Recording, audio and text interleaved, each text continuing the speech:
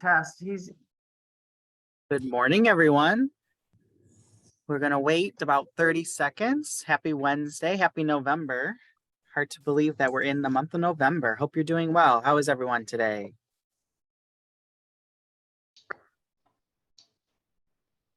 We will get started. We'll wait about 15 more seconds.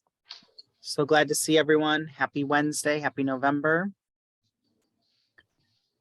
And people are already, you guys are well trained. You can say hello in the chat. Thank you to those that are already saying hi in the chat.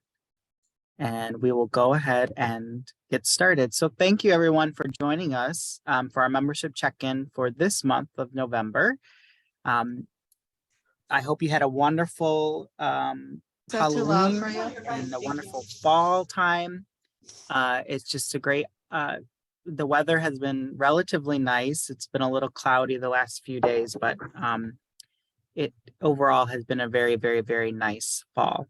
So thank you for joining us again. We are recording today's session and all of the resources will be made available to you as well. So you have access to that. And if you want to go ahead and say hi in the chat, you can do that as well. Do we have anyone joining us for the first time at the check-in this month?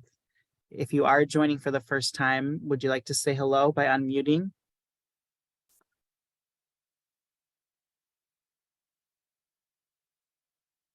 And if not, that is okay. All right. Well, I wanted to start out with a little bit of a reflection. Many of you saw the sad news about Leslie Jordan, who was a super funny actor and comedian. He had an untimely passing. But part of his story I thought was really interesting is that he suffered for a long time, really his entire lifetime with alcoholism, and was sober for over half a decade after, some really kind of traumatic events in his life. If you go back and rewatch kind of some of the telling of his life story and things like that, he shares that. But part of his work was around recovery and addiction services and really speaking out about the importance of that within our society. And so he actually posted on social media a lot about that and became very famous as well during the pandemic because of his funny short videos and jokes on social media. So I thought that I would share one video that he shared that isn't funny, but it is kind of reflective. He kind of had this resurgence, if you will, of popularity over the pandemic, like I said. And one of those was getting into singing, and he was doing recordings with famous artists and things of that nature, and stumbled his way into recording some country music albums as well. And so this is him merging those two things together, the credit recovery or the recovery piece, as well as his musical ambitions, I'll say. And he actually sang at a credit or a recovery conference for professionals within the recovery field. And so I thought I might just share that this morning with you all. So as I transition to the video, if you can just make sure that the sound is working for me as we start it, and let me know in the chat. That would not yet, I sing first. Let him sing first. And I'm going to start it over again so we can hear. But not yet, I sing first. Let him sing first. And then I'll tell you when to come in.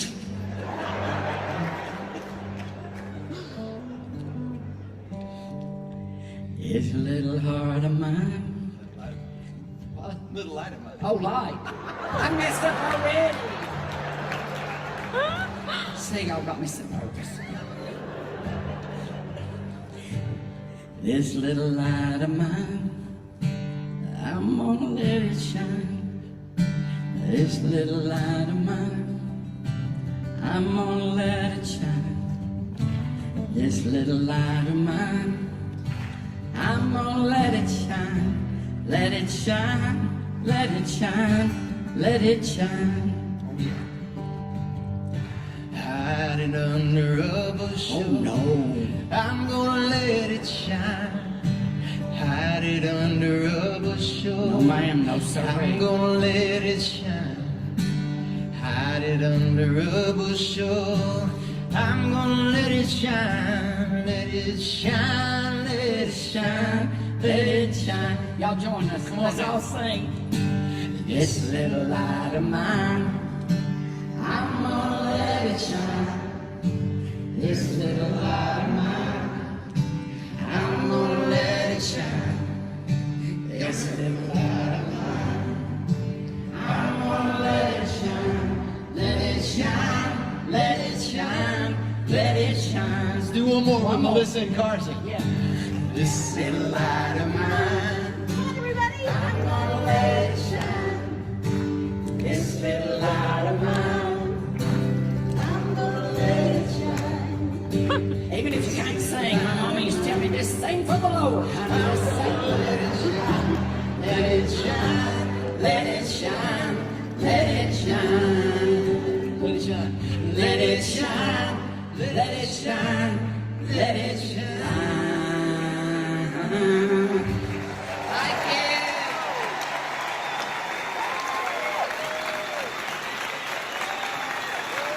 That's so sweet.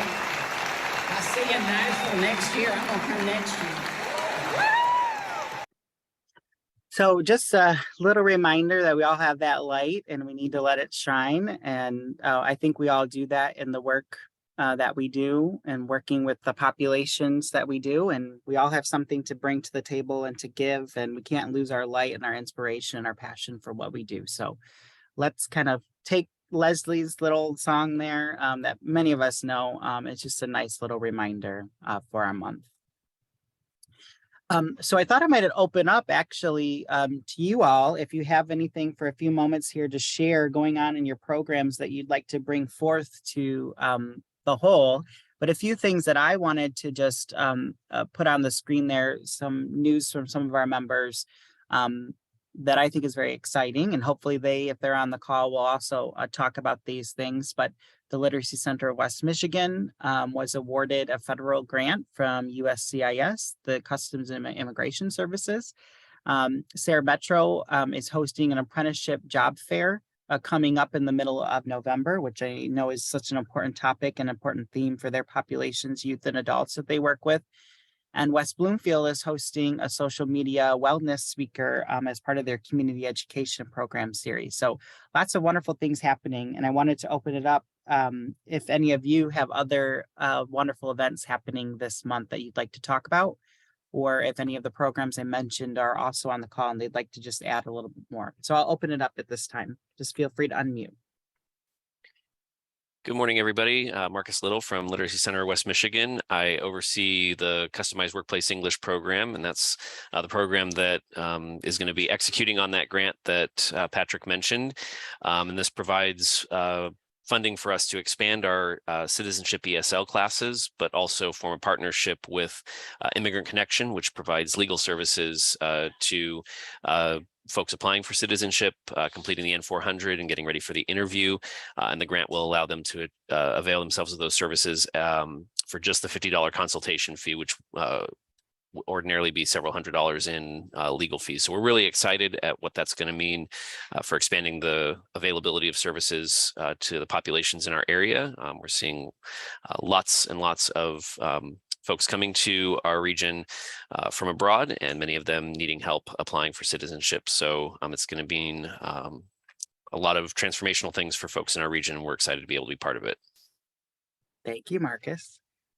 Anyone else like to share anything happening in your program this month? Morning, everyone. This is Michael Evans, Executive Director of the Kalamazoo Literacy Council in Kalamazoo. Next week on November the 10th, we are hosting in our community a Right to Literacy event, which is a recommitment of the Kalamazoo community to implementing the Declaration for the Right to Literacy and strengthening the adult learning services within our community. So we have it across many different organizations that are making this commitment. It is also kind of a revisiting of that same literacy scroll that traveled across our state and plenty others way back in 2010. We have a very specific request that we're making of our community. As many of you know, if you have a literacy council or any other program, there was a lot of people who disappeared from service due to COVID-19 and retirements and such. So collectively, we're challenging our community to have a 200 volunteer challenge to replenish the ranks of tutors that are across multiple programs in our community. So we have policymakers from across all levels and sectors in our community. Right to Literacy, November 10th at the Kalamazoo Public Library. Thank you, Michael. That's wonderful. Anyone else?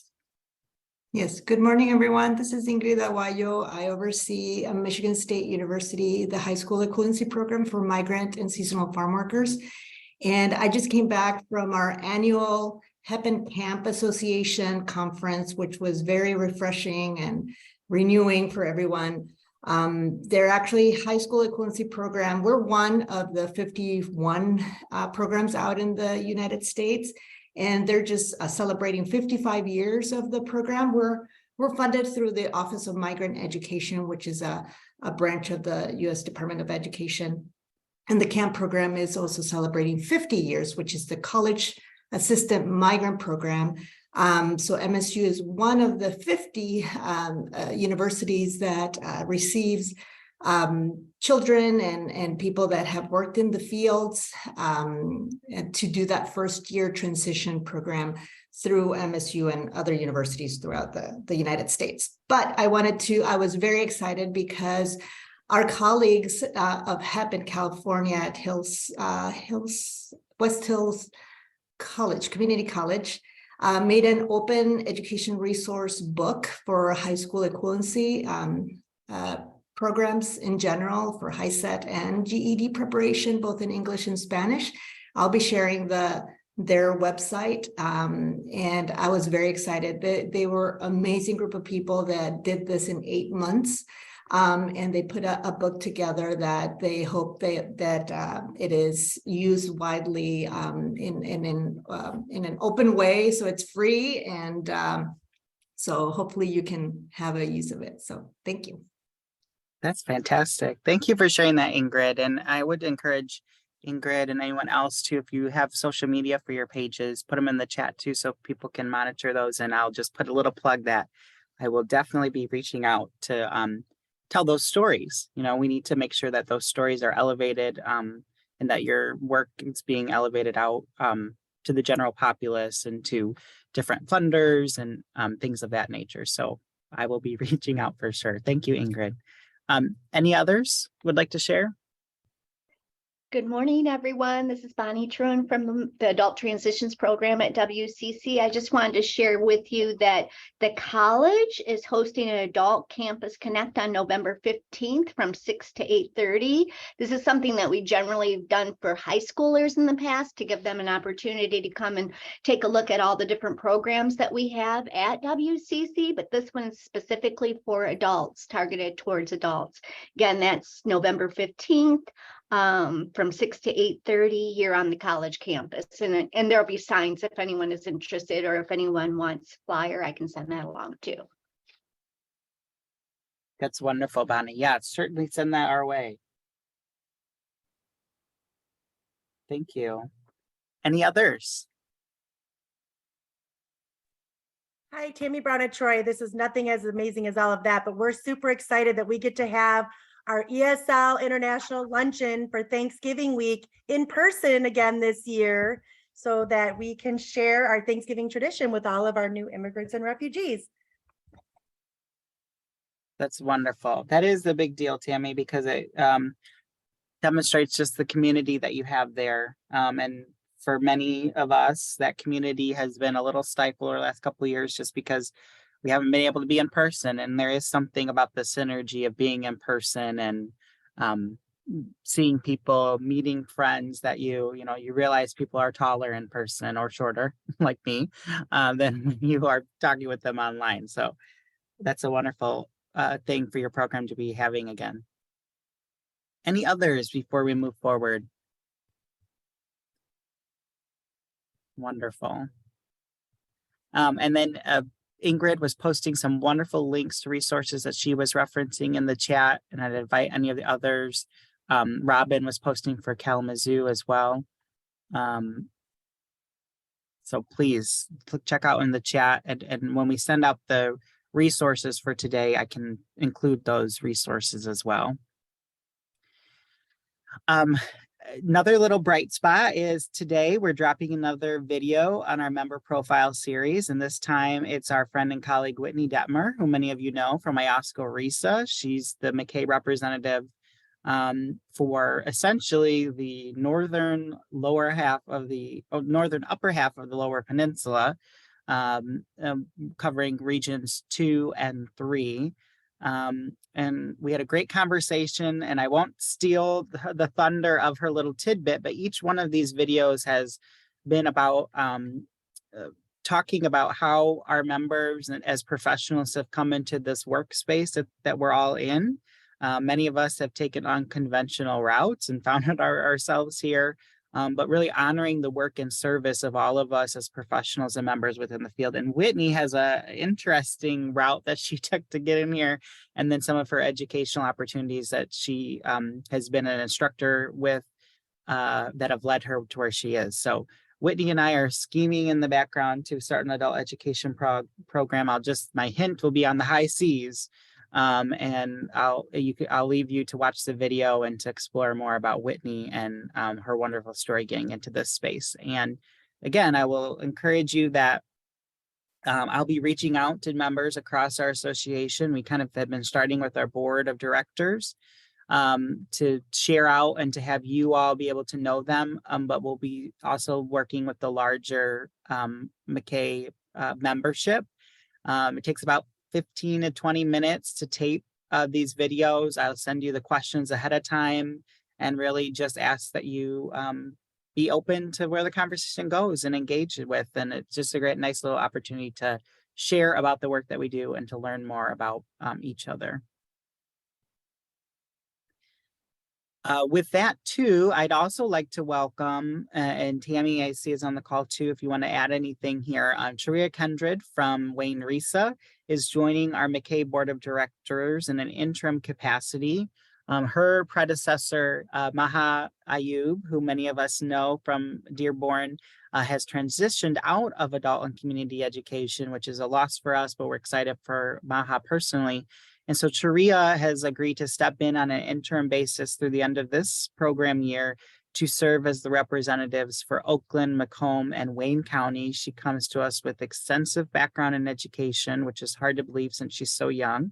And she's got experience in mathematics, career technical education, and now serves as the adult education consultant and the career technical education consultant for Wayne RISA. So she oversees, from a fiscal agent perspective, those 3 counties. And she really, really is an advocate for us. And we've had a lot of good conversations. She joins our last board of directors meeting last month.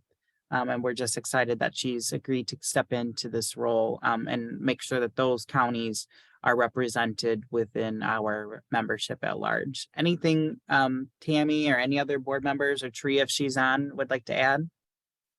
I would just say that I was super excited that she was willing to step up because she has such a busy plate. But I love that now our board is representative of all different levels of membership needs and different program types. And this just adds one more piece to that puzzle by having a fiscal agent on the board that understands that side of it, working with the state, and specifically has like the CTE experience she has as everything's going more toward training and credentials. She will be very helpful in those conversations, and she's just wonderful to work with personally. Being in her area, she's very bright.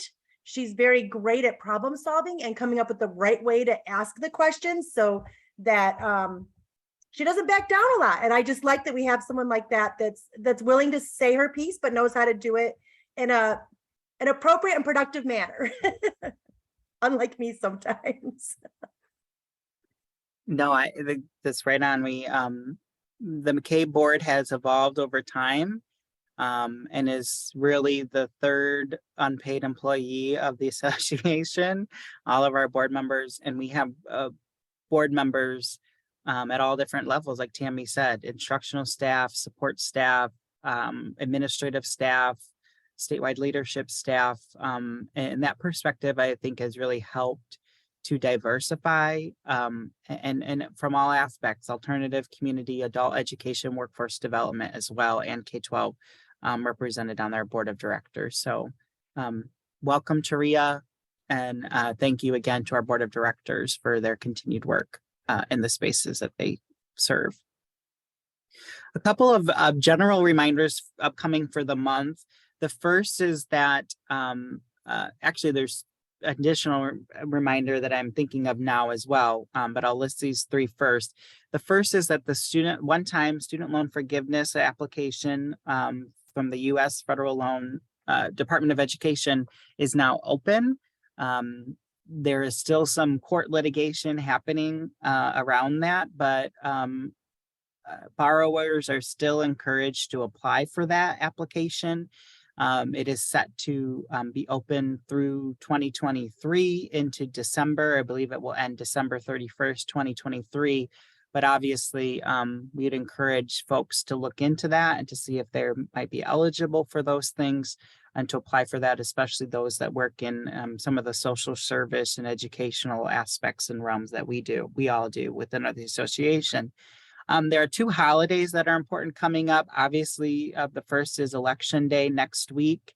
I would encourage you all to make a plan to vote. It's so important, part of our democracy and a part of who we are as American citizens and as responsible citizens.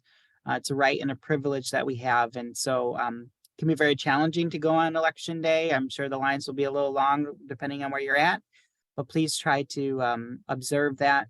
And make sure that you're taking an active role in that and encouraging others in your community to also be engaged with that. Regardless of your political affiliation, it's just important that we are letting our voices be heard as citizens and making sure that we are electing leaders that share the same values that we do and that really are looking out for all of our citizenry and making sure that they're represented well. At the local, state, and national levels. And November 11th is Veterans Day. So if you are a veteran, we thank you for your service. And if there are others in your communities that are veterans, we want to encourage you to thank them for their service. These two holidays are significant as well because they are both state and federal holidays. And so with that comes many offices being closed for those days for business. And so that's just kind of a reminder as well that when we're still perhaps working and conducting our business, sometimes our state counterparts or our federal colleagues will not be in the office for those days. And so just an observance for you all, and especially for the populations that we're working with. Sometimes it's not on their awareness to know that these holidays are observed and that offices may be closed and they might be trying to seek out services, or if we're trying to refer them, we just have to keep that in mind as well. And then the other thing that I wanted to just share out, we've shared out some information in the MACAE Monday update, and I would refer you back to that this week and last week, is around the open enrollment for healthcare.gov. If you yourself are looking for healthcare options outside of your employer, if you don't have those opportunities, or if you know someone or learners or families that you're working with that need those resources, November 1st opened the enrollment period. And so you have between November 1st and January 15th of 2023, and so the next 2 months really, to enroll for healthcare options on the healthcare.gov. And so would just encourage folks to know that we're aware of that as we transition into a new year, and to share that out as a resource for everyone. Any questions about anything before we move forward?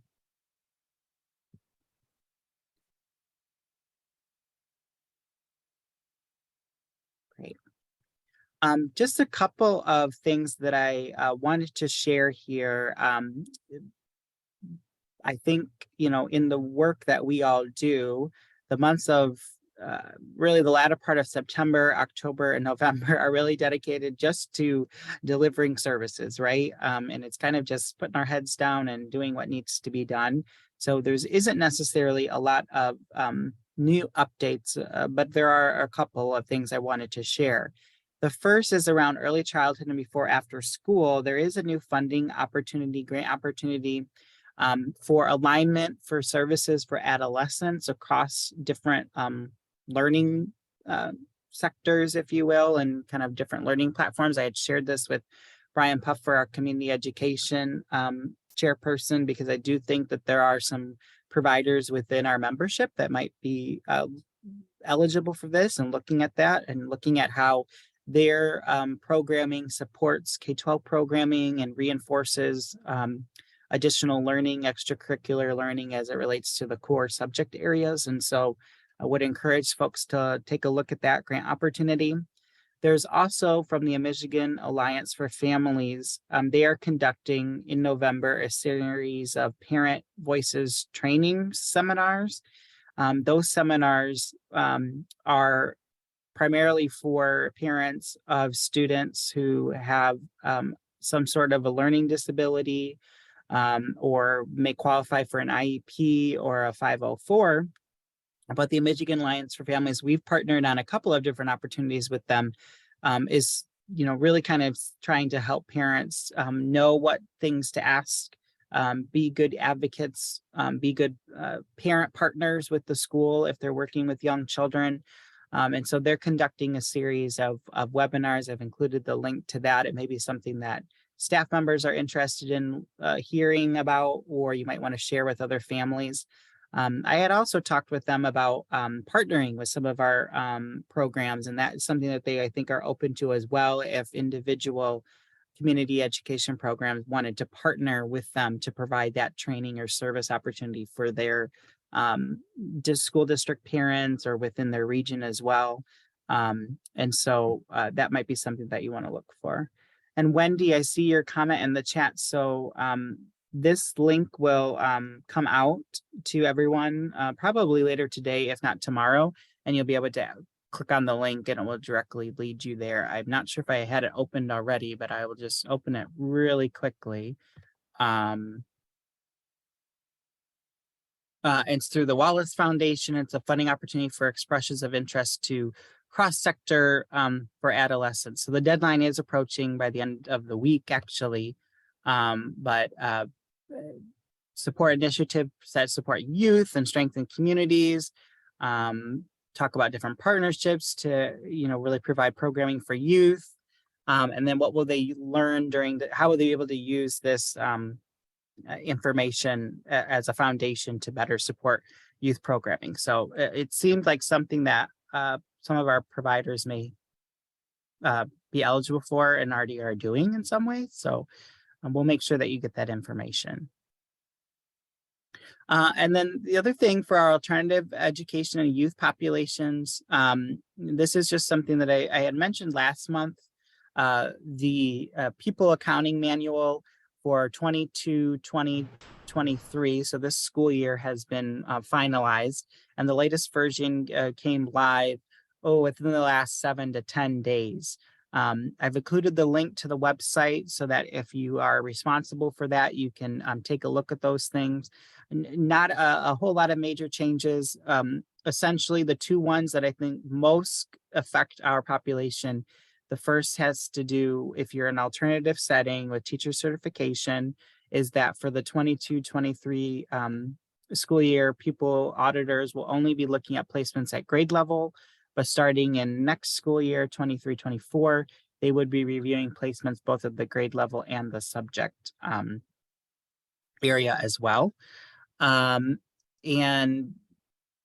in the interim, we would always encourage you to be in communication with your people accounting manager for your school district, your ISD, or your regional educational service agency, if that's of a concern to you, or to even reach out directly to MDE and talk with contacts there, Jeff McNeil and Steve MACAE, and we can get you in contact with them if you have questions. The other piece that would really impact our alternative ed, and I'm looking for it here, it had to do with the audit cycle. Oh, here we go. I'm sorry, with the days, hours, and attendance requirements. So if you request as an alternative education program, or really a school district at large, a days and hours waiver for programming, it is now a new requirement that the district must provide a copy of all of those days and hours waiver requests and grants or awards, I should say, to the auditor when they conduct that people accounting audit. So I know that in some school districts, the alternative education principal or director is responsible for that entire process. So one thing that we would encourage you is to make sure that your district leadership, your person and probably in the central office or instructional services, whoever is doing the people accounting for the entire district has to have a copy of that or needs to be at least aware of that and have access to those resources or know that you have that as a request. So make sure that you're doing that because when the auditors come and look at the entire school district for people accounting, they'll need to know and have a copy of all of those different waivers that are submitted. And many of you already do that. It's just making sure that it's on your radar now. Any questions about that?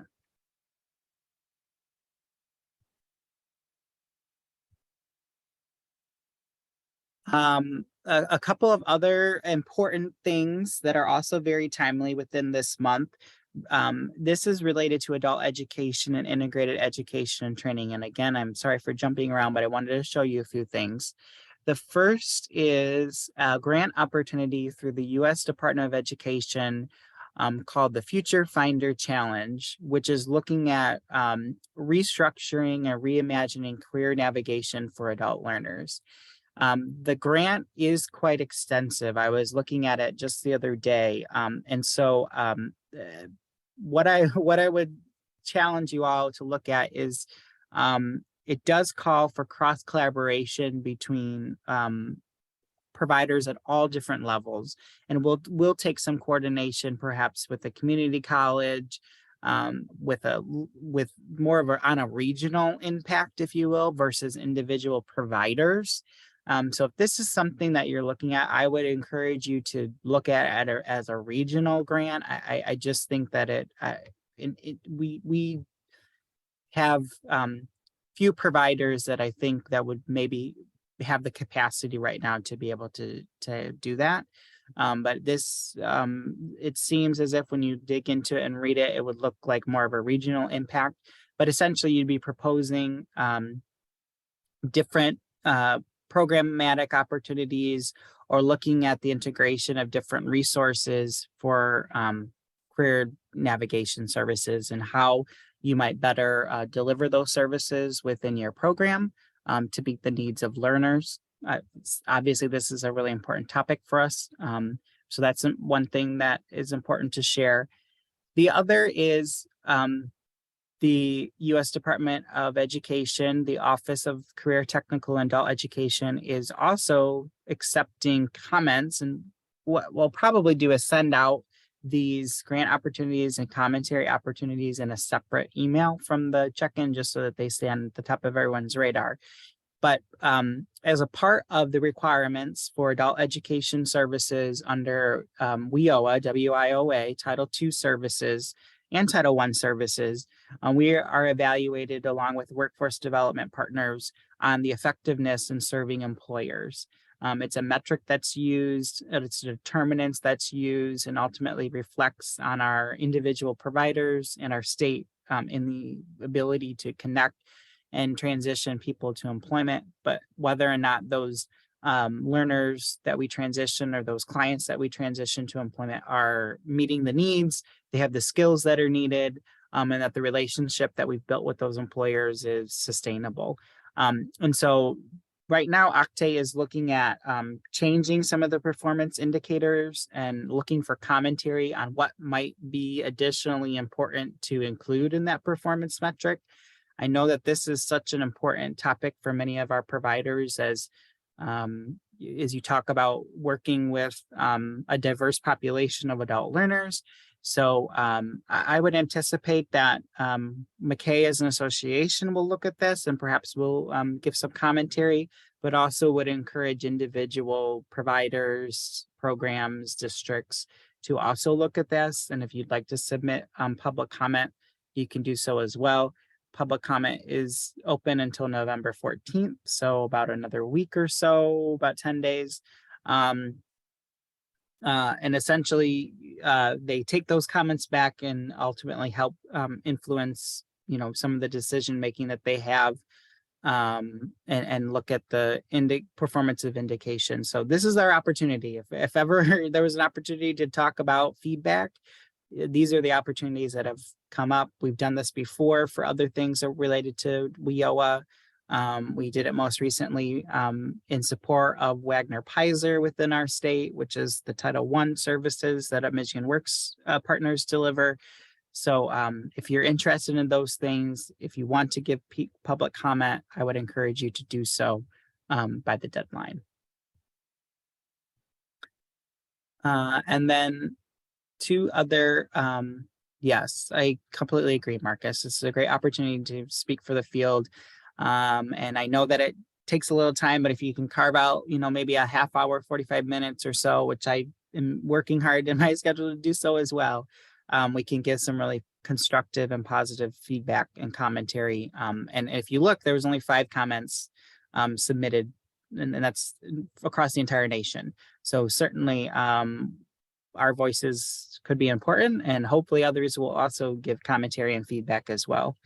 And then another resource again that I'm sharing again for this month, I shared it last month, is that November 14th through the 18th is National Apprenticeship Week. It's important that you know that. I've talked about this before. Apprenticeship opportunities in our state are growing, they're expanding. And what's important to know is that our state is moving forward to recognize registered apprenticeships, which means that the qualifications for apprenticeship opportunities are in alignment with the U.S. Department of Labor.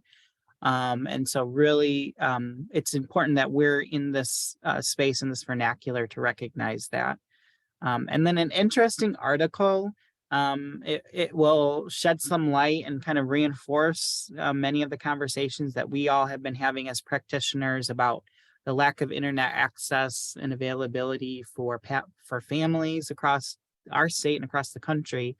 But in particular, what's probably disturbing about it, and maybe will make you mad, like it did to me when I was reading it, is about the clear disparity within populations of color and socioeconomic status, and how really egregious it is that the internet opportunities, pricing opportunities, broadband connectivity, availability of high-speed internet is really not available at the highest measures for those on the lower rungs of the socioeconomic ladder and communities of color.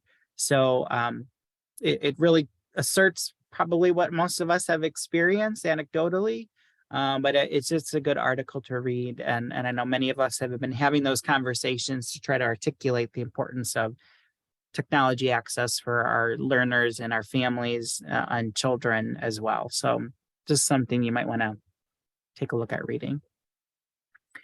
Some good news to share. The data from the 21-22 program year has come back, and I wanted to share a couple of positive things for related to adult education programming.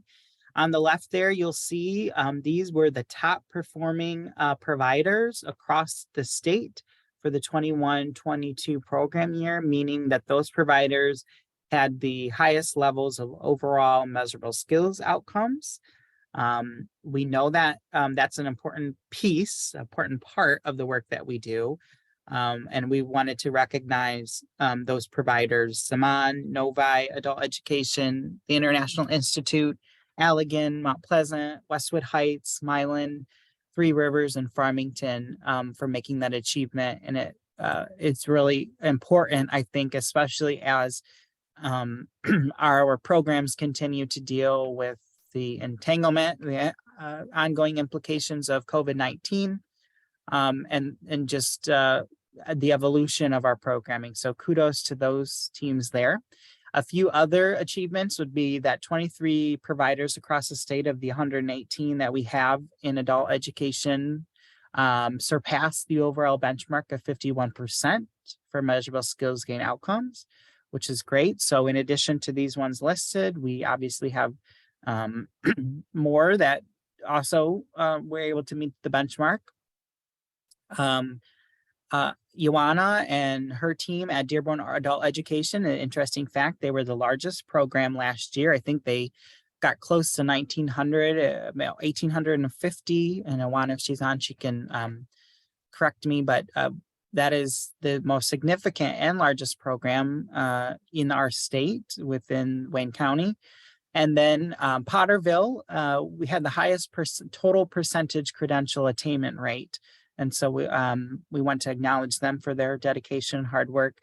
And then breaking it down even further, Sparta Adult Education had the highest number of high school diplomas awarded across the state, and the Kent ISD and the Detroit Public Schools Community District. Kent ISD was first, DPSCD was second, had the highest total number of high school equivalencies awarded coming out of a program. So some really positive things happening across the state. If you'd like more information on your program, if you're in a Section 107 funded program, your regional fiscal agents would have that data. We also have that data, we can share it. Or if you're WIOA only funded program, we can also share that information with you and help walk through that too. And we've been doing that for a couple of programs. So it's kind of nice to see, where things have shaken out, and we can even go back several years as well to look at that. And I would encourage you all to also, if you didn't watch the recording yet, look at the data debrief that we did I think that was 2 Mondays ago now, that we did, where we kind of went into depth over all the statewide data. We'll be sharing more of this data at the conference coming up, and kind of looking at the impact. And we continue to obviously have conversations with our state adult education office about lots of these different trends, blips, and trying to recognize and source out what pieces are really noteworthy, what others are already, is the data telling an old story or is it telling a new story, right? And so, or is it telling a current present reality? So kudos to all that were able to meet those. And if you don't see your program listed here, Tammy put a note into the chat. Please reach out to us. This is what the support of an association, the network is supposed to do, is to help make those connections. So whether it's formally in having us make those connections to speak with other providers or talk about your program and the vitality of it, we can certainly do that. Or if you're more interested in just hearing from other providers about the work that they do, we can informally connect you with those people as well to do that. That's part of the power of our network. So we're coming to the end of time, and I just wanted to leave you with a few reminders, and then we'll send you on your way, and certainly stay on for a few minutes if anyone has any additional questions or comments they wanted to share. But wanted to just send you a few updates about the fall conference. We're so excited. It's coming up quickly. If you haven't registered, please go ahead and register today. You can go to our website, MACAE.org. If you have registered, we're very excited to see you. And we will be sending out a conference update email here within the next couple of days to remind you of some of these important things. But what we're most looking forward to are some of the dynamic speakers that we have coming. We have an entire contingency group coming from Minnesota to talk about their community education model. A reminder that community education means that there is a center or an entity within a community that's providing wholesale programming from early childhood all the way through adult skill building. This includes public schools, nonprofit entities, and so they're really going to speak to the power of how do we build those types of vital programs that provide that service for the community. What does that take to fund? What does it take to strategic plan to source those programs? And what does it take to really move those programs forward and to be adaptable for the future? So we're excited about that team. We have a partner panel discussion happening on Monday at our lunchtime as well. We've got several key partners that we've invited that we're excited to have at the conference to talk really about the intersectionality of much of our work across our association with statewide and national initiatives from early childhood, flexible learning options, all the way through adult skill building. On Tuesday, we've got a wonderful keynote speaker, Curtis. I won't tell you too much about Curtis because his story is so important and he'll tell you a lot in his speech, but I talked with him just again last week. He is very excited. His entire presentation will really be about thinking and responding to change. And what does that mean? Oftentimes it's used, change is used as a motivator, but it also can be a huge, obstacle sometimes for us. And sometimes it's used very flippantly. We all want to change. We need to change, the evolution of change. But he really has a great message for it.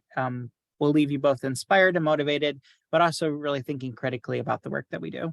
And then we have our wonderful awards. We let some of the winners know. Others may be surprised. We're leaving that up to those that nominated to determine that. But our awards will be designated at different points throughout the conference as well. And so we're excited to recognize and honor through our awards distinction the various members who were nominated and were selected to win. And we would encourage you as well. We have lots of special events happening, but you can donate a basket for the raffle. We have an annual raffle that happens. And so you could do that as a region or individually or as a program. We've got a number of them coming in, so we're excited for that. And then wanted to share with you also the special events. You may have seen these on the program, but a couple of them need some special attention. The first is if you're coming on Sunday evening, we invite you to join us at the President's Reception. The President's Reception this year will actually be off-site, not too far from the conference venue. I would encourage you, there's ample parking there. You can drive right up the road. It's all within a 2-block radius from the venue. But it will be at Capone Speakeasy and Pizzeria. And so we're excited. It's a very intimate atmosphere, and come and network and have a good time with our president, Tammy Brown, at the reception. On Monday evening as well, we have our vendors reception. So all of the vendors that will be there will be there. We'll have heavy hors d'oeuvres and appetizers and invite you to mingle with them. There'll be opportunity for prize winning. So please come Monday evening to that. On Monday evening after the vendors reception, there's also an opportunity for an event for axe throwing that will require some pre-registration, and there's a small cost of $20 if you're interested in that. There's no obligation to join us for that, but we would invite you to do that and would encourage you to do that as well. And so we'll be sending some information out for that. On Tuesday evening, 2 events happening. We've got a social district crawl. So if you're interested in networking and kind of seeing the scenery, downtown Muskegon area, which is all within the walking distance of the venue, all on the same strip, we'll have an opportunity for that. There's some prizes there. And then at the venue itself, we'll be having a card game night as well. If you'd like to stay in and network with friends and play some games, we'll have that opportunity there. So we would encourage you to bring some cash, except the ATM. There'll be an ATM there. But if you're interested in axe throwing, bring some extra resources for that.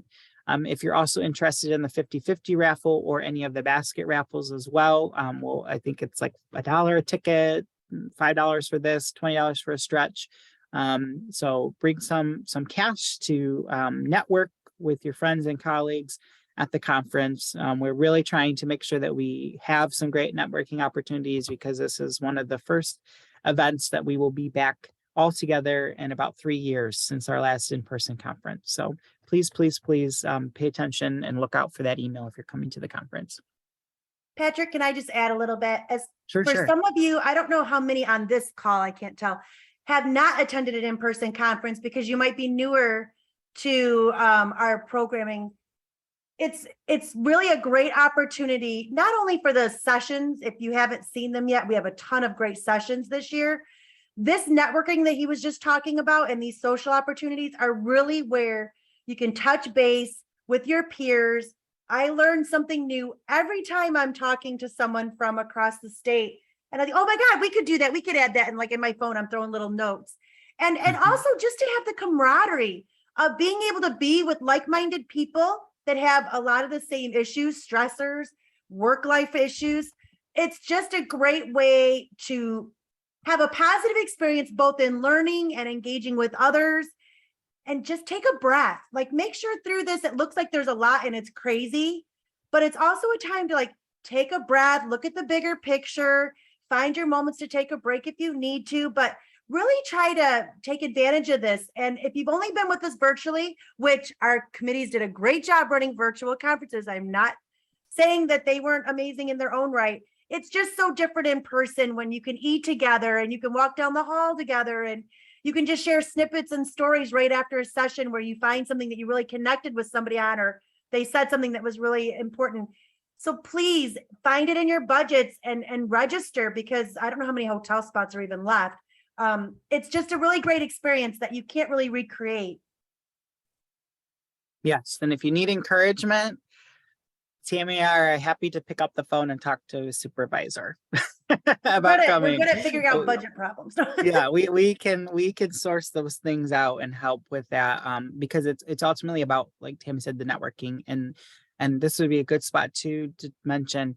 We have such a great plenary amount of sessions this time. If you were looking at them, we've got some really timely discussions. We've got some national speakers that will be coming.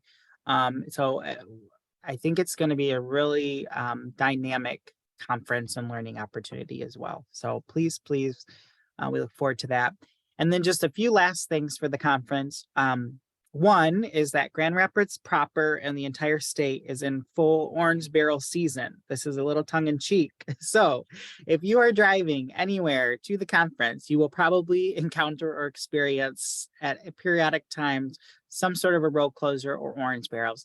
Please just have patience. We encourage you to put the address when you come into your phone and just kind of enjoy the ride wherever it takes you. Print out the directions perhaps ahead of time, but be open to the fact that as soon as those orange barrels go up, they're being taken down and moved around. So what is even happening today will be different by the time that we come in to November.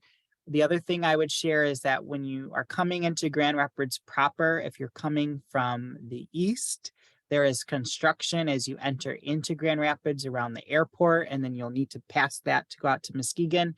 And then even if you're coming from the south, there's construction as you go through Grand Rapids north up to Muskegon as well. So just be aware of that, be cognizant of that, and just appreciate the patience that y'all have. Parking is located right connected to the Delta Hotels by Marriott, where the hotel is, and the Muskegon Convention Center. When you enter, you'll enter into the parking ramp. There is no ticket required. There's no cost associated with that. You will just park right there. And from the parking ramp, you have access directly to the hotel and to the Muskegon Convention Center. And the hotel and the conference center are where they are connected. So once you're indoors, you will not need to go outside unless you would like to go outside and join us for some of the offsite social events. Everything is connected. We will have maps there. We will we'll have a revised and updated brochure. We will be using some QR codes, using some of our digital literacy skills that we've all learned over the past few years. And just reiterating kind of what Tammy was saying, don't forget to bring your business cards if you have them. I know I've gone to a couple of conferences and I just haven't needed them for 2 years, and then I had to order some more. So bring a couple along. You're going to network with people. You're going to make new contacts and relationships. You're going to meet vendors that you probably haven't met before, or maybe you haven't circled back with for a few years. And so you want to make those contacts and have the availability for that. And then just anecdotally, one thing too that I would encourage you to do is bring your phone charger. Make sure you have your phone charger, because we will be having a new and improved conference program. We are trying to be sustainable, eco-friendly, but also really lean into our technology. And so your phone may be of assistance to you as you are looking at the full conference agenda. We will have a smaller printout available for you, but we want to make sure you have a fully charged phone where applicable, and we'll have a couple of charging stations and ports available as well. But that's always the worst when you forget your phone charger. So make sure you bring your phone charger. You don't have to go out and buy one. So we're looking forward to it. Should be a wonderful opportunity and a wonderful networking time. Well, that is it. We're coming to the end of our time. Thank you so much for attending this month's membership check-in. Thank you for the work that you do. You are making a difference in the lives of so many Michiganders. There's a lot of work left to do. This information will be available to you shortly, as well as a recording. And you can always go to our website to find out the latest updates and information, and join us next month for our next membership check-in on December 7th at 9 a.m. They're always recorded, and we send out the link afterwards if you can't make it, but mark that onto your calendar, the first Wednesday of the month as December 7th. So I'll stay on for a few more minutes, but thank you all for coming and being in attendance, and we will see you very soon. And I'll stop the recording if anyone would like to ask some more specific questions. Take care, everyone.